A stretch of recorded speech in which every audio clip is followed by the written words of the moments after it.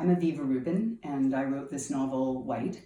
It's the story of a young woman who grows up in a white supremacist family. She changes her views and decides to try to fight the movement from within with dire consequences. And I'm just going to read the first few pages. December 1994, train line, Montreal to Toronto. There was a knock on the door. "You okay?" How did she even get here in this cramped toilet on this train with her head between her knees? Wasn't that what you did to get ready for a crash? Put your head down?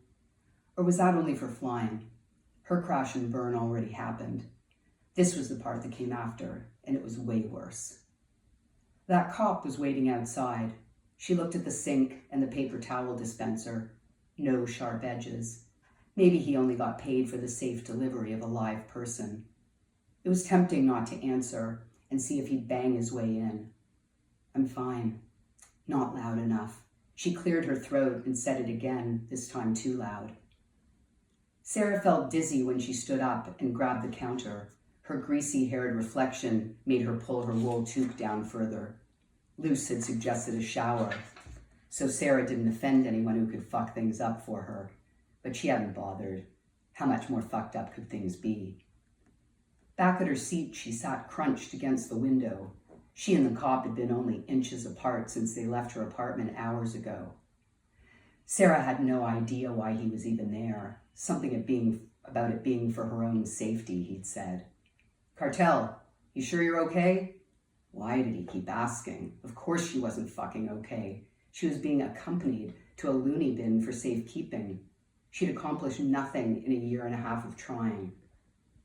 A pile of unfinished assignments and missed exams she'd never bothered begging extensions or making excuses for lay trash behind her at McGill University. Not that the cop knew that part of the story. He'd probably only heard about how upset she was at the police station after Aviva was attacked. Her fault. Maybe the frequent visits to the toilet had him worried about a urinary tract infection or a drug addiction. "I'm fine, like I was 5 minutes ago." Ignoring the sarcasm, he offered her half of his egg salad sandwich, which was kind, but while she was hungry, she was not that hungry. The wife made it. The wife. Like wives were all interchangeable. Egg salad made her think of Luce again, who hated it too, and then about how the plan when Sarah had left Goderich for McGill had felt clear and controllable. How she hadn't noticed it getting away from her, but Luce had. She waved no thanks at the sandwich.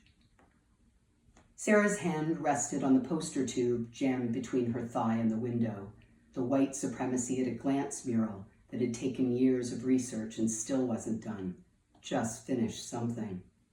The attendant breathed egg beside her. His eyes were closed, but she could tell he was awake. She wished she could sleep, not that it helped stop the images. A laughing Aravinda with his worn leather bag of demo flyers banging against his skinny ass, planting kisses on Sarah's cheeks. He was pretty much the only person she let do that, even though it was Montreal and everyone kissed. Then there was his broken body, which she hadn't seen but conjured anyway. It felt like weeks, but it was only days since everything happened. Her eyes rode the power lines over passing fields, gray and brown, mostly, the odd red house, blue car, yellow sign. Luce, always covered in flecks of paint, had made Sarah notice color. At Sunnyside Mental Health Center, who named these places? The cop handed an envelope to the woman behind the admissions desk. Sarah wondered what was in it. She'd always been good at keeping to herself. How was there even enough information to justify funding this stay? "Good luck to you then." He squeezed her shoulder. "Say hi to your Uncle Carl for me." The cop turned and walked away before she could think of what to say.